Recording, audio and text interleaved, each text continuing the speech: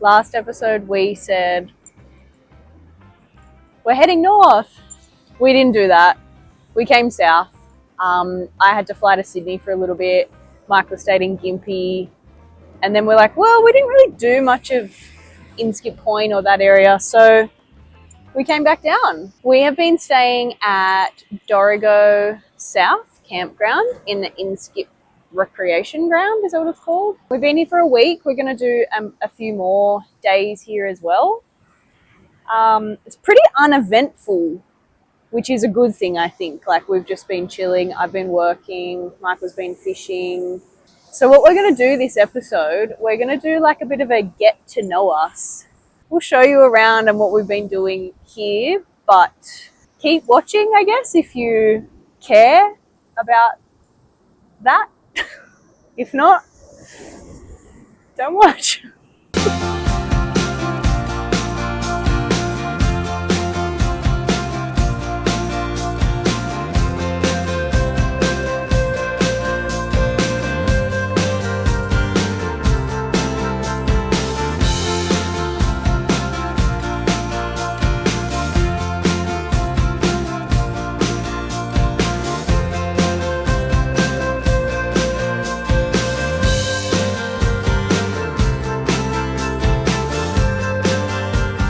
Come down the jetty on the trusty steed, see how we go.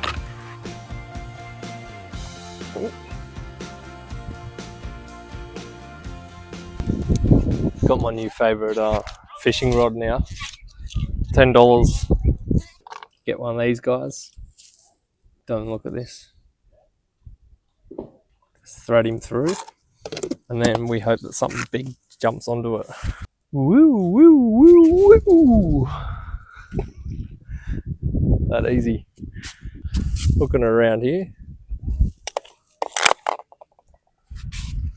Watch the magic happen, just sit back.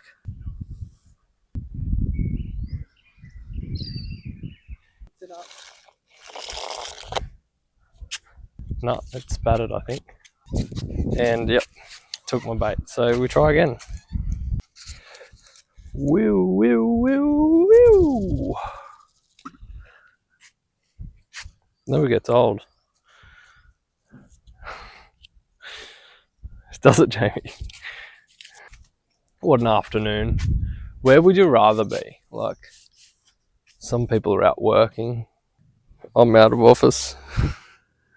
Where did I get this? An op shop? An op shop in Streaky Bay, was it? Busy improving myself. A bit funny. We saw a turtle here before. It came up and went, and then went back down. Just need some air. He was like, hey dude, I'm caught in the EAC. And if you don't know that reference, do some learning. Last bait, unless I catch more baits. Which is quite easy here in Queensland using a cast net. Cue the music.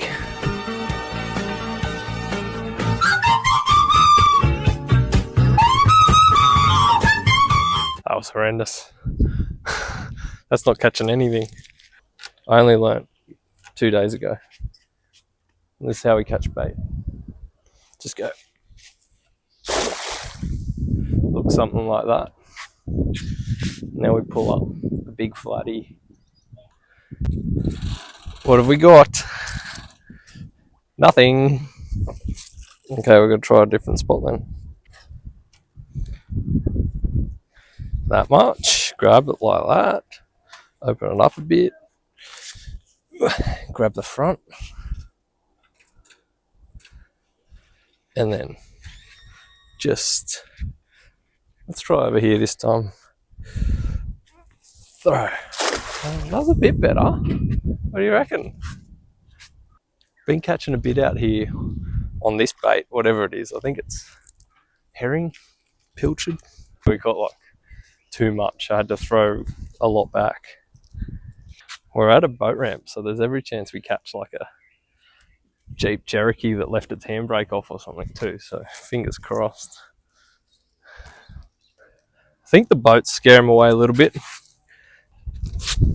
should see that this bait we got. Jamie caught. She got a double hookup before. Pretty impressive stuff.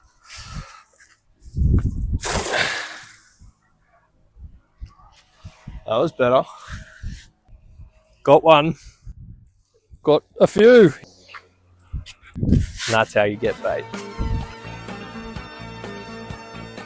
Talking to me. Everyone on the edge of their seats waiting for this massive fish to be reeled in.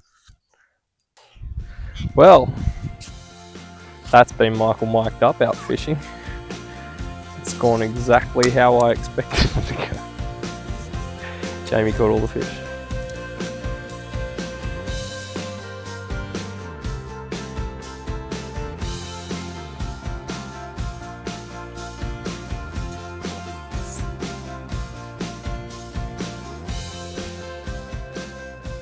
Okay. Should we say our names? I'm Jamie. And I'm Michael. Spelt Wrong. And we're traveling in a bus. There's gonna be a bit of chaos in this video because our dogs are out here with us, so sorry. Yeah, these are some questions that we got sent in by our followers. Our families mainly. Yeah. The first one that we've got is, where are you from originally? Grew up in a town called Currajong High. Just be general. West of Sydney, Blue Mountains pretty well. I'm also from the Hawkesbury. We did live in Penrith or like Emu Heights before we just recently started this trip. Why have you decided to post about your travels? Well, I personally have always loved photography, and I'm not very good at it, but I just like capturing photos and even videos. Like, we've been doing holidays like this since 2013, and 2013? Earlier than that. I think 2011. Oh yeah, that's true. Fraser Island, probably, something like that. And I would always, at the end of the trip, make this like 30-minute long video of the trip, and they're on YouTube somewhere in the in the depths. But yeah, I've always just loved capturing photos and videos, and yeah, and I guess this is also like a way for us to look back. It's fun. We like enjoy doing this and looking back. Like, there is no one that has watched our stories, our Instagram stories, more than me. Because I post it and then I'm just looking and I'm like, haha, that was so fun. So yeah, mainly just for us. Also, like, we have a lot of friends and family that care about what we're doing, Yeah, I guess. And for the most part, there's a lot of people out there we'd love to talk to every day and keep up to date. We can't call them all the time and talk to them all the time. Yeah. It's just a way, if they want to watch, they can see fun. what we're up to. We have a niece. We have like friends, kids that are like nieces and nephews as well. They love watching it. So yeah, it's mainly for us, but also just it's fun. We don't care. Like, we don't. Yeah, it's fun. Who does the driving? This guy. I'm licensed to drive. You only need your MR license to drive it. I went and got my HR license, but Michael is a control freak and I am a passenger princess. So and there's barely any experience driving. Correct. Just so I don't feel safe or confident driving. We will get her in it on some flat, straight roads where she can get. She's driven it before, but not far and not for long. What's in your trailer? Oh. The most important thing would be our little XT, our Yamaha XT 250. The Steed. Yeah, which is how we have a bit of independence from the bus. But otherwise, tools. Yeah, it's got chairs. Heaps of spares. I'm a Sparky by trade, so it's got a whole heap of things in there if I ever feel like doing that, but also things to fix the bus. We throw our chairs in. Fishing gear. Yeah, fishing. Things that boat it's motor. Easy to get to. The boat's on top too, yeah. It's all decked out. Golf clubs. Yeah, we built it to have the bike and the boat on top, so it's fit for purpose for that. But then there's other things all around it. But we were going to try and get a quad bike in there, but I think we're changing our minds on that. Yeah, I don't think we need it, to be honest. How do you make money on the road? I work remotely. I've worked for a company for, I think it's over 6 years now, probably approaching 7. really, really good people, and they have very graciously kept me on, changed my role a little bit so then I can work remotely. It's just casually. So yeah, I'm very lucky that I was given that chance. But then also we've got investments. Michael will do some cash work here and there, but this lifestyle, All on the books. all on the books, all legitimate work. This lifestyle, like, you can do it pretty cheap. Obviously the setup is a big expense to outlay, but then you can do it pretty cheap. We're staying at Inskip Point at the moment, which is $7.50 per person per night. So like, you can do it pretty cheap. It's free camps, there's everything. But the other thing is we don't have a final destination, so we are not rushing around. We can stay somewhere for 3 weeks and we're not using any diesel. We just got solar charging the batteries. It's very cheap to live. Yeah. What would you change in your setup? Faster motor. I don't know. The bus we chose is because it's tall enough for me to stand up in. That's pretty well the only criteria. It could have been any bus that we wanted 4-wheel drive and capability, but it is very reliable. Touch wood. But yeah, there's a faster motor would be nice. It'll just get along a bit easier, I guess. It's not going faster, it's just holding up hills a bit better, I think. Yeah, otherwise we just recently got this awning. That was a huge addition. But apart from that, like, I'm pretty stoked with how everything's been going. We just make do with what we've got pretty comfortably, and we spent a lot of time decking it out initially. A lot of research, a lot of nights I woke up. Can you hear that? Yeah, so there's a lot of nights that I mostly spent researching products to use and things like that, and it's all worked out pretty good. There will be things that break. That's just part of it, and we'll replace them with whatever the current technology is. So, but it's all pretty well up to date now. Yeah. What's the most annoying thing you've discovered about each other? Like, since living on top of each other, I guess. We've also lived together for many years. Yeah. You go. I think the only thing, and it's only because we're in such a tight space, is Jamie doesn't put things away after she's used them. They're just down or at a spot that they've landed. I think it's not really that. And then I would say on the back of that, I get very stressed if my area is cluttered. It's all self-inflicted. So I'm my own worst enemy. But then it's I need to start work, and I'm like, there's a mess in here. And Michael's like, yeah. Because it just comes in and just goes there. And I just walk in. I like to have things where I know when I walk out that I can just go grab that, because like, it could be not life and death, but like in a rush, you need that, you go get it. So I put it back to a spot that I can. You can pretty well ask me where anything is, I'll tell you right now, but except for where Jamie's things are. And it's just like when you need bench space, or she goes, okay, let's I do a whole day feel like clean. they get it. I feel like they get it. I would say, Michael, the most annoying thing about Michael is he's just so chatty. And sometimes, and I'm not super social. I'm not real chatty. Like, I'm not. So Michael just chats. Sometimes just chats for the sake of chatting, and I'm like, shh. Like, sometimes I just need a little bit of peace. I'm not intentionally chatty. It's just there's no one else to chat to. Jamie has her AirPods in. I don't even realise that she's on a call or something. I'm like, oh, okay, well, I'll go talk to myself. On the back of that, I think she would find annoying is apparently I got a friendly face. Everyone approaches Michael, which is so nice. They're happy for a chat. I'm just glad everyone's chatting to Michael. I like meeting. How did you choose which clothes to take? We've got a pretty big wardrobe. Yeah, we do have a pretty big wardrobe, but also, like, when we were culling, I would say just things that are easy, things that don't need to be ironed, things that we don't care if they get trashed.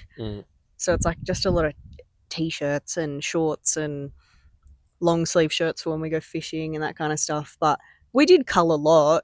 But we also have quite a lot of storage, so we're pretty lucky with that. Yeah, we got 12.5 ton on this that we can take, and we got a lot of storage. We went from like a 300 wide wardrobe that was in it, and I put in a 900 wide wardrobe. Yeah. And we've just got that loaded up. It works well. On the back of that, my cousin Ash, she asked, "How many pairs of underwear did you take?" I got a lot. Yeah, Actually, a lot. Probably too many. The be year honest. before we left, my Christmases, birthdays, anything, I just asked for underwear, really. Underwear is like the thing you change all the time. Shirts and shorts, you're going swimming and everything, you're hanging out dry, whatever. But undies, you change a lot. And yeah, I haven't run out, but we can wash them in the washing machine, so it doesn't matter either. True. My auntie has asked, how do you beat boredom on long drives? Any podcast wrecks? We can't really listen to anything in the bus. It's noisy. Because it's so loud. Yeah. The hum of that engine is deafening. So we'll put music on, can't really hear it. I will read. Yeah. Mainly. And I just concentrate on the road. Just trying to let everyone past or trying to get up a hill. Yeah, I listen to a lot of podcasts and music while I work, and Michael will when he's fishing or whatever. But yeah, boredom on long drives. And that's another thing. We don't really do long drives because we've got the dogs. So we don't want to keep them cooped up. I don't want to be cooped up for too long either. This gets hot. Not as in it overheats, like it's just hot inside the bus. So yeah, we don't really do like too long. We like to do like 200-kilometer days, not like nice, easy days, know where we're coming into. And if we've got to stop, get groceries, stuff like that, it just blows out a day. But we're not going far ever on a day. So we, try and limit it to that. We've done longer days. That's, What's the best and hardest part of this nomadic lifestyle? Do you want to go? You do the best? I'd say the best is just the freedom of it and the flexibility of it and the places that we're seeing, the places that we're yet to see. We live in a very beautiful country. Freeing, I guess. It's nice to be able to spend like a lot of time with each other and the dogs. Like we now get to give a lot of time to the dogs, take them out. And what do you think the hardest part is? Hardest part, just planning, really, I guess. Like, we don't know where we're getting to this year. We're also not very good at planning. We haven't really done it. I like to plan, but it's just sitting down. I'm pretty go with the flow. But you're a savage. I was going to say being away from family and friends. Yeah, I guess I miss a lot of my friends. It hasn't been that long yet, so that's true. It's been a good break. I really miss my family and my friends, but with FaceTime and I've got group chats that go off all day, every day, so I'm pretty and flights. Yeah, you can get a flight anywhere. So yeah, I'd say planning. Planning is probably being away from people, and then also the best is just the freedom of it. The planning for me is that we've got a 12.5 ton truck with a trailer on it. So like it's getting into the place, it's the roads, it's the bridges, it's everything just builds up when you've got to really plan your travel days. Best and worst part of traveling with dogs. The best is having them with us. Yeah. Obviously. Like they're so fun. If we didn't have dogs, that would have been cool too. Like it's fine, but we had dogs already and we weren't not taking them. Yeah, of course. And another question is, are you worried about missing spots because you've got dogs? Not really. Anything that we're worried we'll miss, we'll go and see and have the dogs cared for the day. Yeah, there's so many people out there that dog sit, or people at campsites have dogs, so you can chat to people and say, do you want to watch my dogs this day? And I'll watch your dogs the next. But also, had to yet either. No, we haven't had to, but also we'd rather have them with us and miss out on a few spots than not have them with us. We've seen all the touristy things over our lives too, like a lot of them. So we don't need to go on to Fraser Island. We've done that. But we're around the area, still at nice locations, but with our dogs where they're allowed. So yeah, it's not too hard, but it's limiting. The worst part, dog hair. In the bus. And sand brought in and out. And sand. Yeah. And Yeah. and tantrums. And they do Bicker. That's putting it lightly. They do having two girl dogs is wild. They fight and they're in close proximity, and the dog hair, I'd say, is probably the worst part. But we have a Dyson. We vacuum every day, if not twice a day. Yeah. It's fine. Are you worried about snakes with the dogs? Where's the car coming?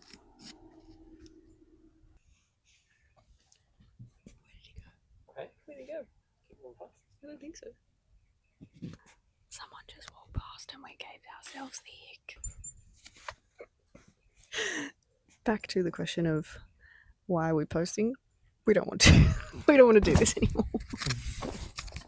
Are you worried about snakes with the dogs? Yes and no. Yeah. We've had snakes at previous houses. Our dogs aren't the kind of dogs that would run after an animal like that. I think they just bark. I think it's easier worrying.